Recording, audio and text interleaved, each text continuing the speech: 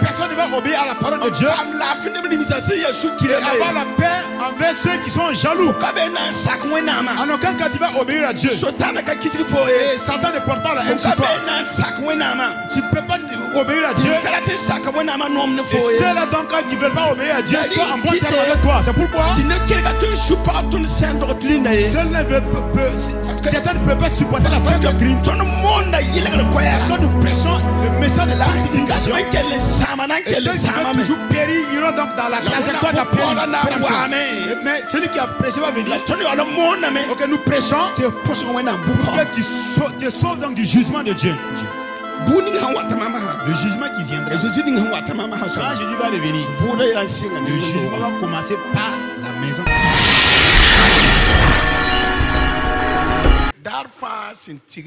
À chaque rencontre, le but n'est rien d'autre donc de savoir comment on va cheminer pour arriver au paradis. À chaque rencontre, la vie chrétienne est tellement simple à mener. C'est-à-dire ça ne demande pas de complications. Parce que Bible dans un passage, mon peuple périt ou mon peuple souffre à cause du manque de connaissances. Il ne peut trouver ailleurs une bénédiction que dans l'application de la parole de Dieu. Et si nous la mettons en application, nous allons découvrir que la parole de Dieu est vraie. Parce que c'est une prophétie. Ce n'est pas une parole mensongère.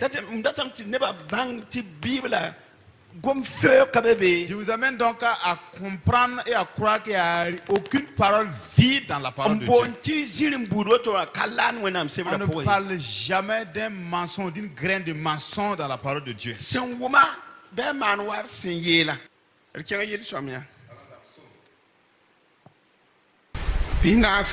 Lira dans le numéro 40.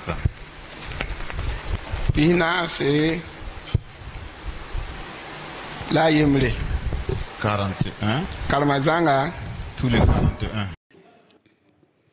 A David yil soba yinga. Barak be ne ninga zugu sen taksir pankom som damba yelle. Zu soba na kitame tinye postorare. Zu soba gure yenda on kontien yon woko. Yena pama barak dunia zugu.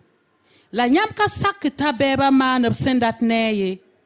Zusoba kokonda yenda senkala fi wakati la nyi pam da yambel so wakat fa nyi sengaga to pourwa la mamye la me zusoba biswe mam nimbanara mari mam tibwe mam pera nyamba mam beba gomda mam yel ne putoro on sokotabya anan kira bure ayuna men mara bure Nersan wa nangesma a gomda nonom kwama la sura pide ni silam la sanyi a witamam mam kiskidi ba fa tigima taban walam ne gomna mam yelle mam bam takasra wengene mame yete ba wengan tara la ada sengan a konle ben yikiyesiye ba mam zwamenga mam sendaran tar la fine soba ambasiyara ne Ner sentimam dibo nye zeka no kasankare and tabmam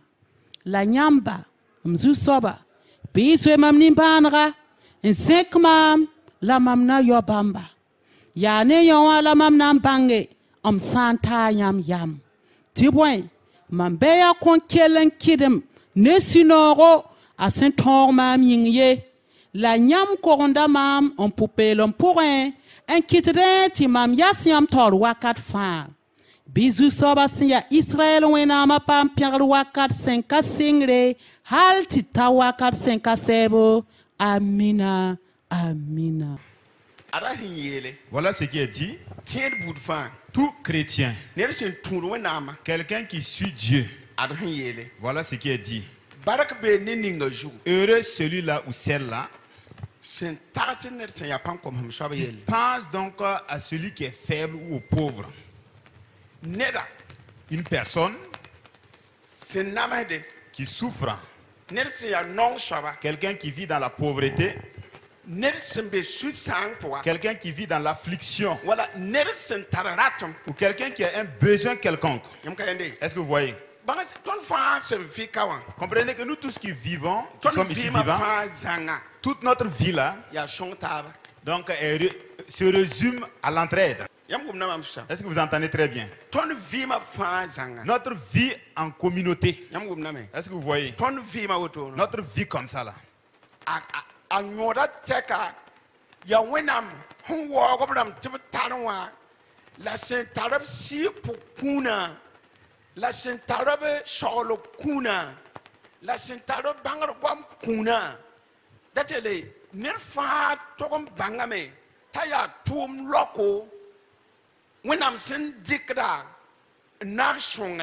Tout ce sens se veut dans le fait que donc tous ceux qui sont nantis, qui sont bien posés, tous ceux qui ont des dons sur le plan spirituel, les dons du Saint-Esprit, et qui peuvent soutenir, qui peuvent exhorter, puissent savoir que tu es un outil, un matériel très important entre les mains de Dieu pour servir les autres. Le reste, c'est Dieu qui va s'en occuper. Ça, c'est le bien que le monde, les mondains s'entraident plus que les chrétiens dans l'église. Le fait de pouvoir faire cela alors que cela est en ligne droite avec la parole de Dieu, ce n'est pas la bonne heure qui va nous amener au paradis. C'est celui qui s'est converti au nom de Jésus qui va rentrer au paradis. Mais vous et moi avons eu ce privilège et nous avons les deux. Nous avons Jésus en qui nous nous sommes convertis. À moins que vous et moi nous nous fassions du tort, nous n'allons pas rater le paradis. Donc notre bienfaisance est cumulée là-bas. Et le fait que tu as Jésus, lorsque tu mourras, tu iras donc trouver tes bienfaits.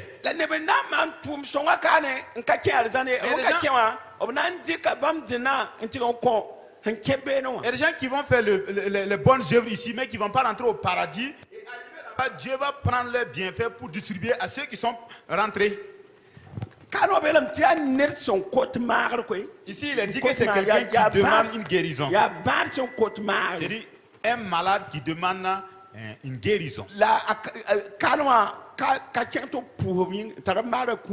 Ici, il n'est pas allé vers ceux-là donc qui prient pour la guérison. Il a dit, voici quelqu'un qui demande la guérison. Et celui-là qui s'intéresse aux pauvres. Il a dit qu'au jour du malheur, l'Éternel le délivre. N'est-ce pas simple, hein? Le fait de penser aux pauvres. Le malheur viendra sur la terre. Mais ce jour-là, la Bible dit que tu vas t'en sortir. Si c'est une maladie, tu vas t'en tirer. Si c'est une maladie contagieuse, tu vas te sauver. Si c'est des braqueurs, des voleurs, il y a des gens qui se font la violence. La Bible était claire. Tu dois croire en cela, que la parole est véritable. Quelqu'un qui demande la guérison, heureux celui-là qui s'intéresse aux pauvres, aux faibles. L'Éternel lui-même fera en sorte que la personne s'échappe au jour du malheur. Quel que soit le malheur, la Bible dit qu'il va s'en sortir. Et c'est une vérité. Il a ajouté en disant, le verset 3, l'Éternel le garde et lui conserve la vie. Il est heureux sur la terre. Ce n'est pas le paradis dont on parle ici. Sur la terre ici, il sera heureux. Il est dit, l'Éternel donc le garde et lui donne longue vie. Il sera béni sur la terre. Et tu ne le livres pas donc au bon plaisir de ses ennemis. Quel que soit le nombre de vos ennemis, au grand jamais, vous ne serez livrés à leur bon plaisir. Ce que le méchant veut de toi ne va jamais se réaliser. Parce que la Bible m'a dit, heureux celui-là qui s'intéresse aux faibles ou aux pauvres. Tu ne peux pas emprunter ce chemin sans que cette parole s'accomplisse sur toi. On dit que tu seras donc une personne de longévité. Oui, oui. Au jour du malheur, tu vas t'échapper. Tu seras quelqu'un qui va vivre longtemps. Et sur cette terre-là, tu seras heureux et béni. Ne transposez pas donc la bénédiction sur les trucs matériels. La bénédiction, c'est le fait d'être là même assis physiquement. Les problèmes pleuvent et toi, tu outrepasses tout cela et tu glisses et tu t'en sors. S'il en est que Satan lui-même a donné donc des potions magiques à des gens. Et donc le nom de ces potions-là, c'est que l'événement va se produire, mais après le monsieur, Satan a donné donc des potions magiques à des gens. Et quand ils prennent cette potion-là, quand ils font face à un problème, peut-être que la situation va se produire avant eux, ou bien quand ils vont donc passer, que le problème va se produire derrière eux. Et il a dit, ça sera derrière moi. C'est aussi donc une certaine onction que le diable a donnée à des gens. Mais ça là, donc si tu obéis naturellement à la parole de Dieu sans mêler quoi que ce soit comme wak, c'est cela qui va arriver dans ta vie. Les choses vont se produire mais derrière toi. Les problèmes vont pleuvoir. Mais la bénédiction de Dieu est sur toi. Tu n'auras jamais un problème sans solution. Même si tu te trouves donc plein au milieu même de la mer, le Seigneur va ordonner à l'eau donc de te ramener en terre ferme. C'est ainsi que Acte 28 le dit. Paul était un juste dans le bateau et la tempête s'est levée. Et quand la tempête s'est levée, l'ange de Dieu est venu vers lui. Il lui a dit de ne pas s'inquiéter parce qu'il va arriver chez César pour témoigner. Un vent, donc une tempête qui s'appelle Héroclès s'est donc déclenché. Et maintenant les soldats ont voulu donc faire sortir donc une poupée pour pouvoir s'en sortir. Et Paul dit, si vous ne restez pas dans le bateau, tous ceux qui veulent donc s'échapper périront. Parce que celui en qui j'obéis, son âme est venu vers moi la nuit. Et il m'a attesté qu'ils allaient arriver à Césarée. Et aucun de nos cheveux ne va tomber dans l'eau. Mais le bateau sera donc écrasé. Mais vous allez donc sortir de l'eau avec une vie conservée. Cette parole s'est accomplie. Pourquoi? Paul avait donc une certaine miséricorde envers les humains. Et le don que Dieu l'a communiqué, il l'a partagé avec les hommes de Dieu. Si ce sont ses conseils, si ce sont ses messages d'évangélisation, ou bien sa passion, ou bien l'œuvre de ses mains, sa patience, sa bonté, le fait même qu'il a le don de guérison. Paul a agi sur toutes ces structures-là. Et cela a fait en sorte que le fait que Paul était donc dans le bateau avec les prisonniers, Dieu a confié tous les prisonniers entre les mains de Paul. Pourquoi? La parole de Dieu s'accomplit dans la vie de Paul. Quand on parle de bénédiction, voilà la bénédiction. C'est pourquoi ce n'est pas les richesses qui constituent la bénédiction. Ça, c'est une bénédiction, mais une particularité à part. Parce que ceux qui sont riches là, souvent ils sont atteints par un problème qui peut être donc résolu par des finances. Des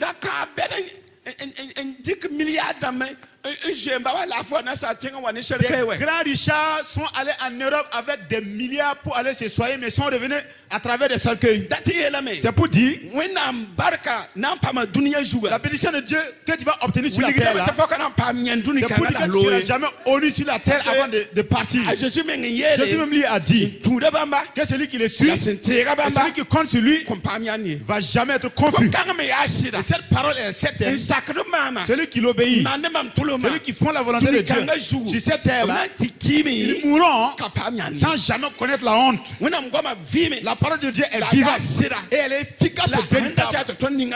Ce qu'elle souhaite, c'est que nous puissions l'accomplir, la mettre en pratique. Ce n'est pas ceux-là qui sont nantis qui peuvent soutenir. Souvenez-vous que seulement une veuve est venue donner donc 2 pièces d'argent. Jésus l'a félicité. Souvenez-vous qu'une veuve a servi Élie à travers des gâteaux de peu de farine. Et comprenez qu'il y a jusqu'à 3 ans, 6 mois et aucune famine n'a plané dans sa cour. Et il s'occupe donc des faibles. Dorcas s'est occupé des faibles. Elle s'est occupé des veuves et des orphelins. Satan, malgré ça, est venu donc à la tuer. Et les veuves sont allées vers Pierre. Elles ont dit, mais jamais, au grand jamais ici. Bien que hier, voici son habit. Bien que hier, voici son sac de riz. Bien que hier, voici ses conseils agissants. Cette dernière ne peut jamais mourir comme une chienne. La puissance de Dieu est venue sur Pierre.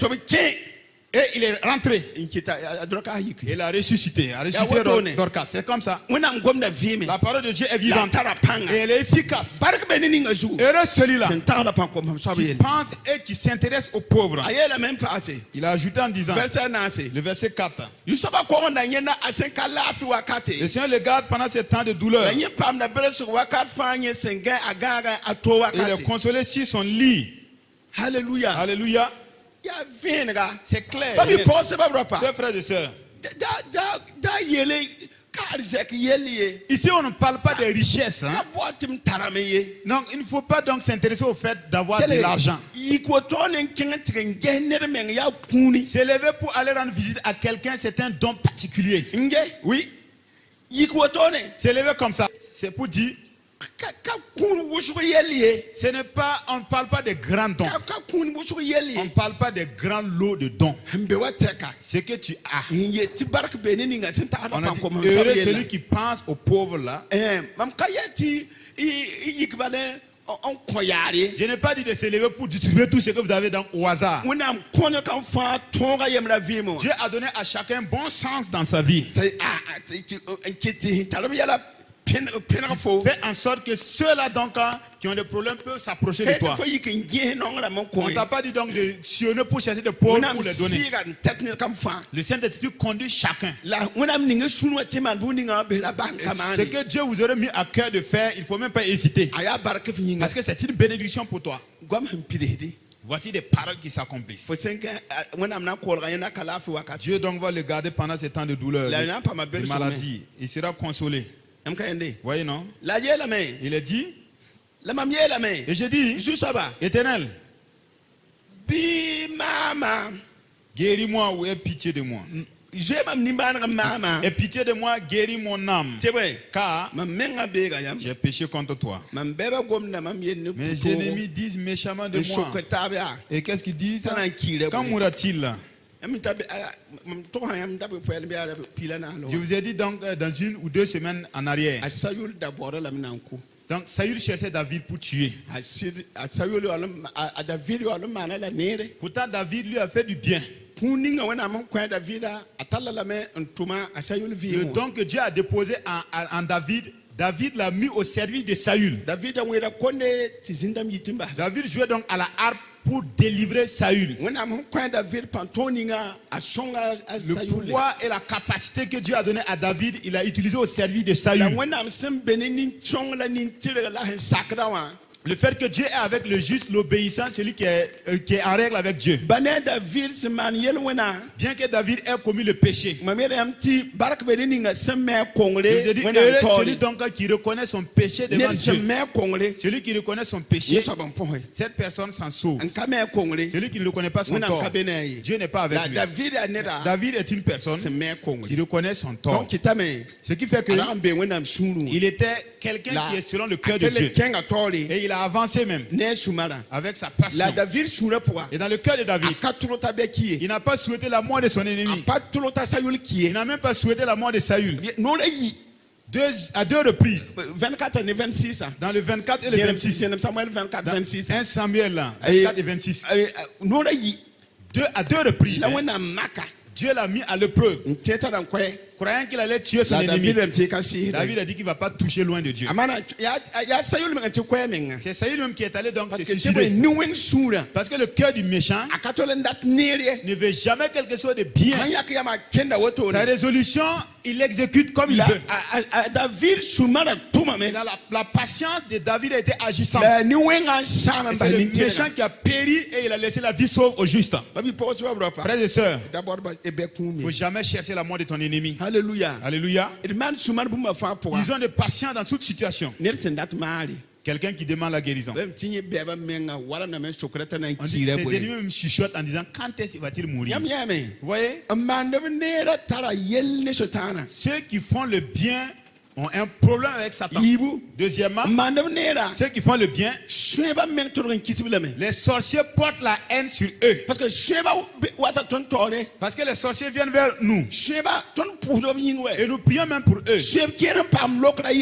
Certains des sorciers qui sont délivrés déclarent, confessent que ce qu'ils ont pris comme potion ne les permet pas de vouloir le bien. Quand tu t'ensorcelles là, tout ce qui est bon, ils désirent rien que la destruction. Même si c'est leur enfant qui réussit, ils voudraient qu'il meure. Parce que le cœur du méchant, il est vraiment mauvais. C'est pourquoi le changement d'un sorcier, c'est pas nier sa faire. À moins que la miséricorde de Dieu agisse suffisamment. Le cœur du sorcier, vraiment est inchangeable. Et je vous ai dit, la jalousie c'est de la sorcellerie. Si vous lisez dans le 19, c'est dans le 19 là qu'il est dit, le 18, 6, qu'il est dit, disons 1 Samuel 18, 6, Saül, il jalousait contre David. Est-ce que vous voyez? La jalousie simplement voudrait donc que David meure. Mais tous ceux qui sont dans cette église et qui est chrétien, qui est jaloux, qui ne veut pas le bien, sache que tu es possédé par un esprit de sorcellerie. Tu dois être délivré radicalement. On n'a pas dit que tu es allé te sorceller. Mais si tu permets donc à la jalousie de tabernacler en toi, tu serais un meurtrier. Parce que tu voudras même la mort de l'intéressé. C'est ainsi que Saül a agi. Parce que la jalousie l'a possédé. Il a essayé même de renoncer à tuer David, mais en vain. Mais malgré cela, comme Dieu garde le juste, puisque Dieu vient au secours de ceux qui s'occupent des faibles et des pauvres, Dieu a gardé David jusqu'au point où c'est le méchant qui est mort et laissé. Donc je dis ce soir, le méchant, il mourra et laissera la vie sauve au juste. Il n'y a aucun cas, en aucun cas, le méchant ne verra la mort du juste. Le juste mourra naturellement, l'appel venant de Dieu. Ce n'est pas la puissance de la sorcellerie ou de la jalousie qui vont le détruire. Parce que c'est Dieu lui-même qui le garde. Et sa vie est entre les mains de Dieu. Personne ne peut le ravir. C'est pour cela que Jésus a dit, ceux à qui mon Père m'a confié, personne ne peut me le ravir de ma main. C'est pourquoi ta jalousie ne peut rien.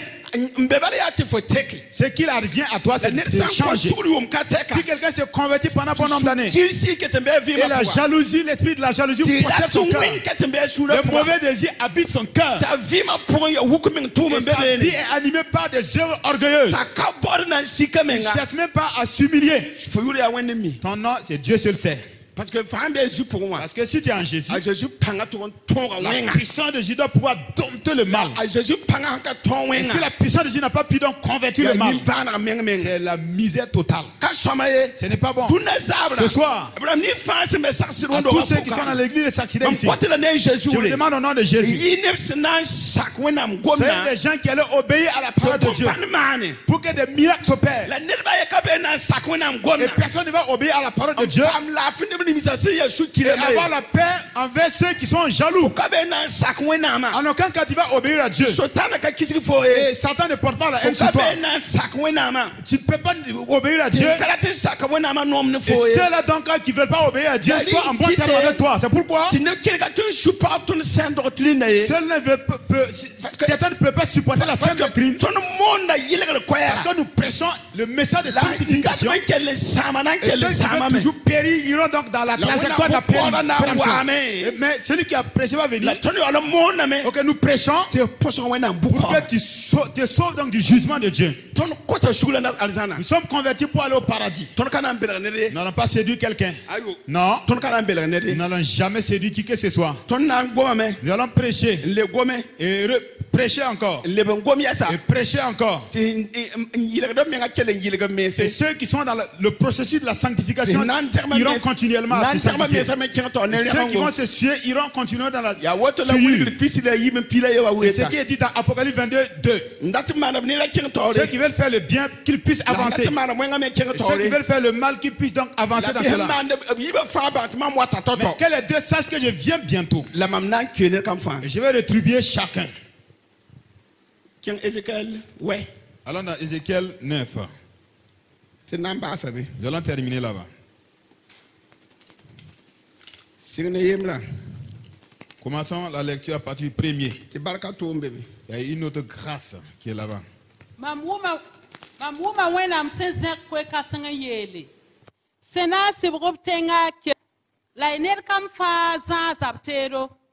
La neba yob se zar zapter yi zakano ning sentes ritga onwa ya zuten kugra sera la neb se yer fupel un zar boom sentaran gulusre un bene bamba Israël neba wenam zir ze kame un bas sheri ben rama en kenganti ya sirignoronwa la wenam bola neninga se yer fupel ga un zar boom sentaran gulusrwa yel takenga sa ziga fa Jerusalem en ningneb nis fa son wos de nyabre bon wes ni se man tenga pour wa yinga ribande la mamumba zusa ba se yele tabaya pour les pore en sa tenga pour un kuneba razwe bam ni banariye raba sibam ye kuini kemba nera samba la pour sarba ne kompondro la parba la rakuner sentar banye bi singa manum si songa pourin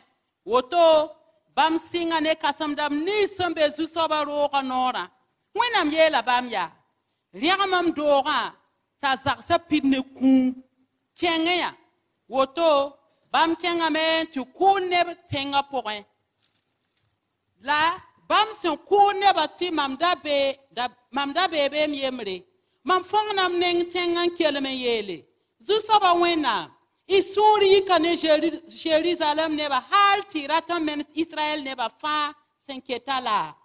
La bam le kamamya. Israël ne jida neba yelo wena ya wusukti lori. Bam ku neba tenga ziga fa la Jérusalem pida ne wenga tibwen. Bam yela me tombasam tenga nkaneye. La mam kana zwe bam nimbana ye. La mam kana mbas bam ye. Mamnan dola bam lebs bumni bam samana la neninga sen yer fupelga en zar bum sentaron gulsron wa lebron wa yela wenam ya mamana wayam sen yela ola neninga sen yer fupelga en zar bum sentaron gulsron en yele alors sur ta kenge sa zinga fa Jérusalem ningni ni si fa sonwode en nyabre bonwe ni sa seman tenga pungwe. Il a dit à partir du verset 3, la gloire du Dieu d'Israël s'éleva du chérubin sur lequel elle était et se dirigea vers le seuil de la maison. Et il appela l'homme vêtu de lin et portant une écritoire à la ceinture. L'Éternel lui dit, passe au milieu de la ville, au milieu de Jérusalem, et fais une marque sur le front des hommes qui soupirent et qui gémissent à cause de toutes les abominations qui s'y commettent. Le passage que nous avons lu, voilà ce que je veux que vous reteniez. Il est dit, Dieu a vu que le péché abondait en Jérusalem. Le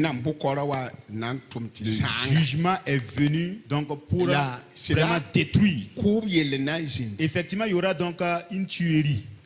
Mais maintenant, il y avait aussi des gens à Jérusalem qui étaient des hommes de Dieu, qui voyaient le mal pulluler. Est-ce que vous suivez? Est-ce que les gens me suivent?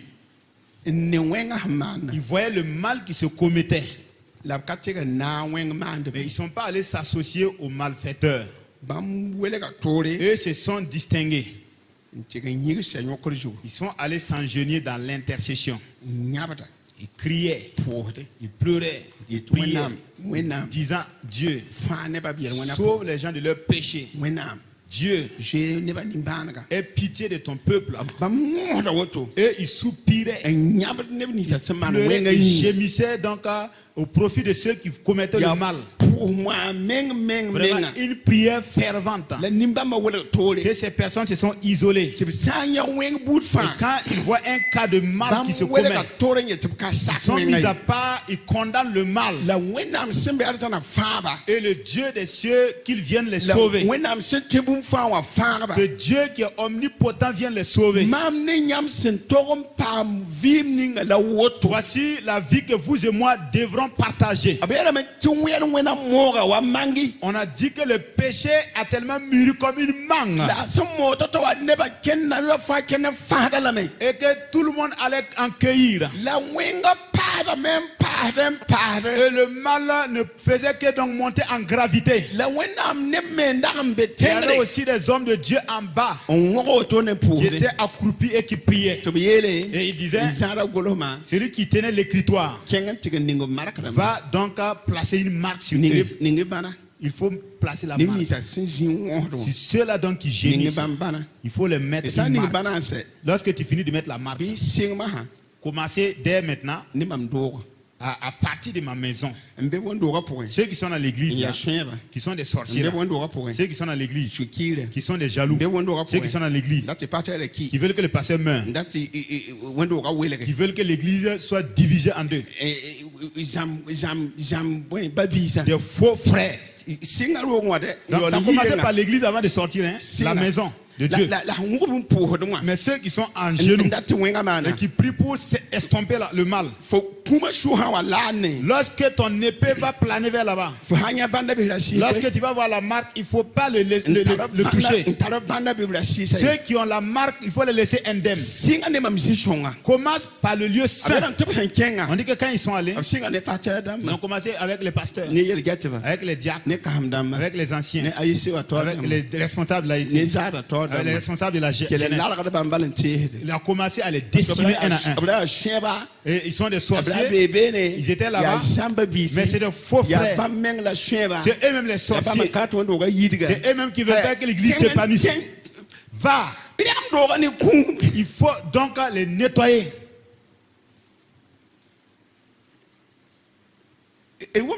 Vous entendez? On a dit de commencer d'abord par la maison de Dieu. Alors que Pierre lui-même a écrit, il a dit que le jugement va commencer par la maison de Dieu. Le jugement qui viendra. Quand Jésus va revenir, le jugement va commencer par la maison de Dieu.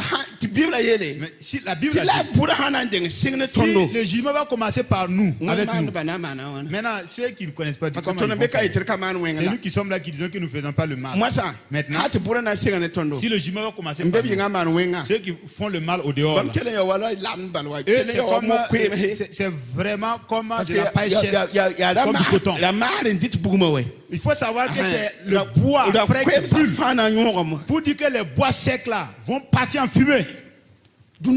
Alors ce soir, soyons des chrétiens qui allons nous éloigner du mal. Que chacun change son comportement. Que chacun change l'état de son cœur. Que personne ne permette au mal de persister dans son cœur. Et c'est toi seul. C'est toi seul.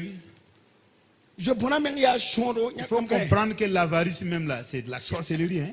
Il y a tellement de choses qu'on ne peut pas raconter dans l'église. Des chrétiens qui créent des groupuscules au sein de l'église. Ils ne sont pas solidaires avec les autres. C'est que ceux qui gémissent pour enfin finir avec le mal. Les intercesseurs là. Ceux qui sont contrebalancent des propos des gens, mais qui s'adonnent seulement à la prière. Il y a des gens qui sont dans ces petits groupes, mais ils ne partagent pas le comportement de ces petits groupes-là. Tous ceux qui gémissent pour donc terminer avec, finir avec le mal. Ceux qui gémissent pour que le mal finisse au Burkina Faso. Ceux qui sortent des âmes qui souhaitent leur salut. Va les donner, les marquer, les donner des marques. Il faut aller donc les placer des marques. Souvenez-vous de Matthieu 5. Et ceux-là qui vont donc être des hommes de paix. Ils verront Dieu. Ceux-là qui aggravent les situations, qui ne veulent même pas que le mal recule ou finisse. Il faut savoir que nous n'avons même pas encore, nous ne sommes même pas encore imbibés des choses de la foi. La destruction va commencer par l'église de Christ. Parce que c'est nous qui venons quotidiennement dans l'église.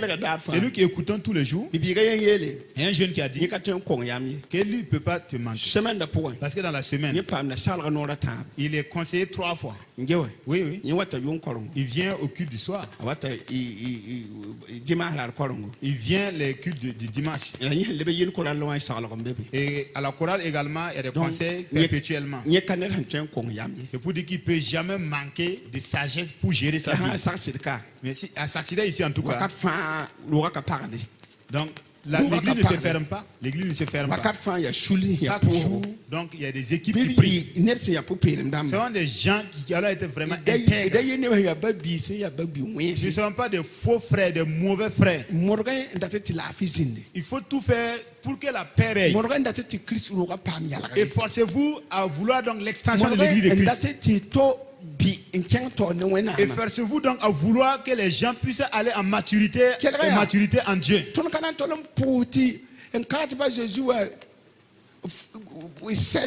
Nous n'allons jamais prier pour que ceux qui ne désirent même pas Jésus là finissent dans l'église. Ceux qui vont tomber. Ceux qui vont tenir vont tenir. Hein?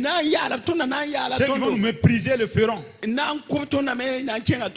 Ceux qui vont vouloir nous tuer vont aller dans leurs œuvres de maître. Mais Dieu est avec le juste. Dieu est avec ceux qui gémissent pour mettre fin au mal. Heureux ceux-là donc qui sont dans la parce qu'ils vont voir Dieu. Mais s'il n'en est qu'au temps d'Ézéchiel, le péché de Jérusalem était à son summum. Au point où ceux qui s'adonnaient donc aux œuvres d'intercession, Dieu a dit d'aller donc les placer des marques sur leur front. Et au temps donc de la tuerie, de ne pas toucher ceux qui ont la marque. Éphésiens nous a dit la même chose. L'Esprit de Dieu qui nous a mis un sceau pour le jour du salut. Alléluia. Alléluia. Oui. Heureux celui-là qui gémit afin que le mal puisse être boosté. Et ceux qui font l'œuvre de tout cœur sans être mêlés d'hypocrisie. Comprenez que ces personnes ont une marque. Et le jugement de Dieu viendra. Mais ceux qui ont la marque ne seront pas touchés. La destruction viendra pour le méchant. Une grâce et une bénédiction vient pour le juste. Le malheur vient pour le méchant. Mais la grâce et la paix viennent pour le juste. Que la grâce de Dieu agisse. Pour que nous soyons des chrétiens cultivés dans la parole de Dieu. Que nous puissions nous soumettre à la parole de Dieu. Quand le jugement viendra, commencer par l'église. Que Dieu aide nous tous, que nous puissions avoir dans la marque. Que le Saint-Esprit vienne donc dans notre vie. Qu'il arrange nos cœurs. Le cœur que Dieu a voulu donc préparer. Heureux celui-là qui pense aux pauvres. Heureux serait celui-là qui cherche à ce que le mal puisse le l'église. Heureux celui-là qui gémit, qui crie. Donc envers ceux-là qui sont dans la faiblesse. Romains 15:1 dit ceux qui sont forts soutenir ceux qui sont faibles et que personne ne fasse ce qui lui plaît. Parce que Christ n'est pas venu faire ce qui lui plaisait. Et il a laissé ce message pour voir si nous allons imiter ses pas. Alors que Dieu vous aide, vous et moi, pour que nous puissions prendre donc l'exemple parfait de Christ et que nous puissions accepter tous les conseils pratiques de Christ et que le Père Céleste se souvienne de moi et de vous à notre dernier souffle. Que le Père Céleste se souvienne de moi, que le Père Céleste se souvienne de toi à ton dernier souffle. Que tu aies la vie éternelle. Et reconnais ce soir. Et Jésus, il est le Seigneur. Amen. Amen.